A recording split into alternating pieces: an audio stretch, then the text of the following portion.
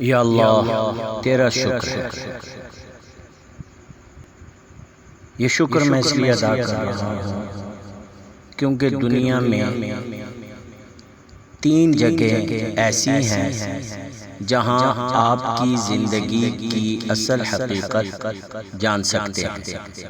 ہم کیا ہیں، ہماری اوقات کیا ہے، ہماری حسرتوں، ہماری خواہشوں اور ہماری سماجی، معاشرتی اور معاشی ترقی کی حیثیت کیا ہے، اور ہماری نفرتوں، ہماری رقابتوں اور ہماری دشمنیوں کی اصل حقیقت کیا ہے۔ آپ مہینے میں ایک بار ان جگہوں کا وزٹ کر لیا کریں، آپ کو اپنے ظاہر اور باطن دونوں کی اوقات سمجھ آ جائے گی۔ میں اکثر ان جگہوں پر جاتا ہوں اور کسی کونے میں چپ چاپ بیٹھ کر زندگی کی اصل حیثیت دیکھتا ہوں، پھر پوری طرح چارج ہو کر واپس آ جاتا ہوں۔ یہ جگہ کون سی ہے، کہاں ہے؟ کوئی پریشانی کی بات نہیں، یہ جگہ صرف 3 ہیں۔ پہلی جگہ ہے قبرستان، دوسری جگہ ہے ہسپتال، اور تیسری جگہ ہے جیل خانہ جان۔ آپ کبھی اپنا سب سے قیمتی سوٹ پہنیں، شیو کریں، جسم پر خوشبو لگائیں، جوتی پالش سے خوب چمکائیں، اپنی سب سے مہنگی گاڑی نکالیں اور شہر کے سب سے بڑے قبرستان یا اپنے قریبی قبرستان چلے جائیں۔ آپ ایک کونے سے دوسرے کونے تک قبروں کے کتبے پڑھنا شروع کریں۔ آپ تمام قبروں کا اسٹیٹس دیکھیں، آپ کو محسوس ہوگا ان قبروں میں سوئے ہوئے زیادہ تر لوگ اسٹیٹس کے لحاظ سے آپ سے کہیں زیادہ آگے تھے۔ یہ لوگ آپ سے زیادہ مہنگے سوٹ پہنتے تھے، دن میں 2 بار شیو کیا کرتے تھے، ان کے پاس زیادہ مہنگے پرفیومز تھیں، اطالوی جوتے خریدتے تھے، ان کے پاس مہنگی اور لگژری گاڑیاں تھیں، لیکن آج یہ مٹی میں مل کر مٹی ہو چکے ہیں۔ قبر کا کتبہ ان کی واحد شناخت رہ گئی ہے۔ آپ کو محسوس ہوگا کہ یہ لوگ رتبے میں، اختیار اور تکبر میں بھی بہت آگے تھے۔ مکھیاں بھی ان کی ناک پر بیٹھنے سے پہلے کئی بار سوچتی تھیں، ہوائیں بھی ان کے قریب پہنچ کر محتاط ہو جاتی، اور یہ کبھی اس زمین، اس ملک اور اس سسٹم کے لیے ناگزیر سمجھے جاتے تھے۔ لیکن پھر کیا ہوا؟ ایک سانس ان کے پھیپھڑوں سے باہر نکلی، واپس جانے کا راستہ بھول گئی۔ اس کے بعد یہ لوگ دوسروں کے کندھوں پر سفر کرتے ہوئے یہاں پہنچے، زندگی انہیں فراموش کر کے واپس لوٹ گئی۔ اب ان کا مرتبہ، ان کے اختیارات، ان کا تکبر، ان کی ناگزیریت 2 فٹ کے کتبے میں سمٹ کر رہ گئے۔ آپ قبرستان کی کسی شکستہ قبر کے سرحانے بیٹھ جائیں، اپنے ارد گرد پھیلی قبروں پر نظر ڈالیں، اپنے آپ سے یہ سوال پوچھیں، میرے پاس کتنا وقت باقی ہے؟ آپ کو اس سوال کا جواب میں تاریکی، سناٹا اور بے بسی کے سوا کچھ نہیں ملے گا۔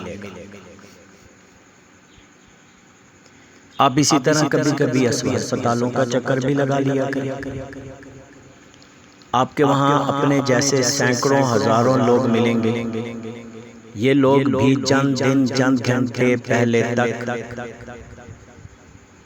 آپ کی طرح دوڑتے بھاگتے لپکتے شور مچاتے انسان تھے، یہ بھی آپ کی طرح سوچتے تھے کہ یہ زمین پر ایڑی رگڑیں گے تو تیل کے چشمے پھوٹ پڑیں گے۔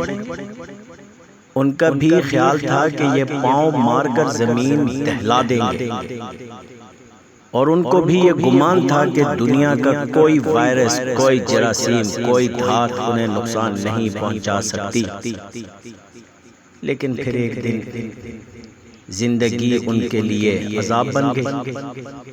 ان کے پاؤں، ان کے ہاتھ، ان کی آنکھیں، ان کے کان، ان کا جگر، ان کا دل، ان کا دماغ، ان کے گردے ان کے ساتھ بے وفائی کر گئے، اور یہ اپنے ٹھنڈے گرم محلوں سے نکل کر ہسپتال کے بدبودار کوریڈورز کے مسافر بن گئے۔ آپ ہسپتال کی پرائیویٹ وارڈ، مہنگے پرائیویٹ ہسپتالوں کا چکر ضرور لگایا کریں۔ آپ کو وہاں وہ لوگ ملیں گے جو مہنگے سے مہنگا ڈاکٹر اور قیمتی سے قیمتی ترین دوا خرید سکتے ہیں، لیکن اس کے باوجود یہ بے بسی کے عالم میں ہسپتال میں پڑے ہیں۔ کیوں؟ کیونکہ انسان ڈاکٹر اور دوا تو خرید سکتا ہے، لیکن شفا نہیں۔ اور یہ لوگ قدرت کے اس قانون کے قیدی بن کر ہسپتال میں پڑے ہیں۔ آپ مریضوں کو دیکھیں، پھر اپنے آپ کو دیکھیں، اللہ کا شکر ادا کریں، صحت کی اس مہلت کو مثبت طریقے سے استعمال کریں۔ آپ جیلوں کا چکر بھی لگایا کریں، آپ کو وہاں ایسے سینکڑوں ہزاروں لوگ ملیں گے جو کبھی آپ کی طرح آزاد پھرتے تھے۔ یہ رات کے 3 بجے کافی پینے نکل جاتے تھے، یہ سردیوں کی یخ ٹھنڈی راتیں اپنے نرم اور گرم بستر پر گزارتے تھے، لیکن یہ کسی دن اپنے کسی حیوانی جذبے کے بہکاوے میں آ گئے، یہ کسی کمزور لمحے میں بہک گئے، اور تیش عیش یا پھر خوف میں ان سے کوئی ایسی غلطی سرزد ہو گئی جس کی پاداش میں یہ لوگ سلاخوں کے پیچھے پہنچ گئے، اور یہ اب جیل کی معمول کے مطابق زندگی گزارنے پر مجبور ہیں۔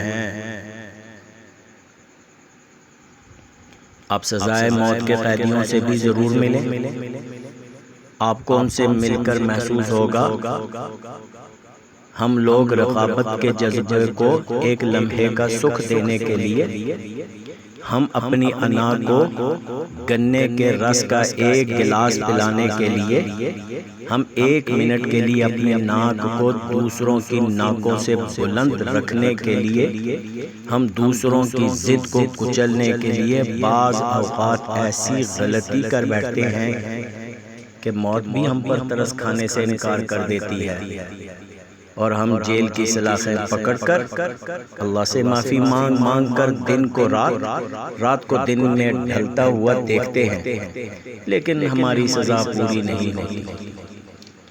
آپ جیل کے قیدیوں کے سلاخوں کے پیچھے کھڑے ہو کر اپنی بیوی کو حسرتوں سے دیکھتے ہوئے دیکھیے، آپ ان کی کانپتی ہوئی ان انگلیوں کو دیکھیے جو اپنے بچوں کو ٹچ کرنے کو ترس گئے ہیں،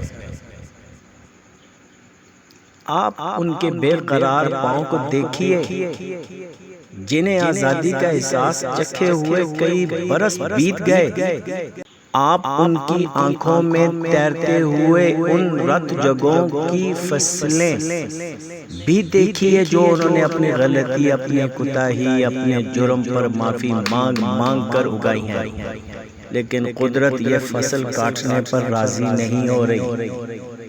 آپ ان لوگوں کو دیکھیے اور اپنے اوپر نگاہ ڈالیے، پھر یہ سوچئے آپ پر بھی دن میں ایسے سینکڑوں ہزاروں کمزور لمحے آتے ہیں۔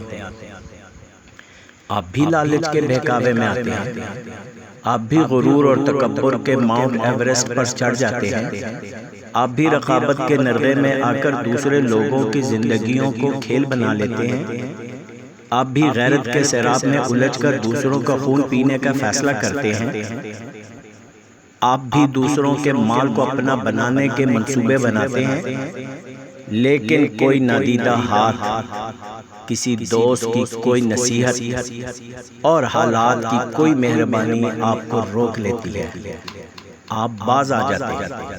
اور یہ بھی ہوتا ہے کہ قدرت آپ پر خاص مہربانی کرتے ہوئے آپ کے خامیوں اور آپ کی کوتاہیوں اور آپ کی غلطیوں اور آپ کے گناہوں اور آپ کے جرائم پر پردہ ڈال دیتی ہے۔ یہ آپ کو گواہیوں، ثبوتوں اور قانون اور کچہریوں سے بچائے رکھتی ہے، لیکن آپ قدرت کی اس مہربانی کو اپنی چالاکی، اپنا کمال سمجھ لیتے ہیں۔ آپ یہ سمجھ بیٹھتے ہیں آپ چارلس سوبراج ہیں، جسے اللہ تعالیٰ نے قانون کی آنکھوں میں خاک جھونکنے کے لیے دنیا میں بھیجا، اور دنیا کا کوئی قانون، کوئی ضابطہ آپ کو کبھی پکڑ نہیں سکے گا۔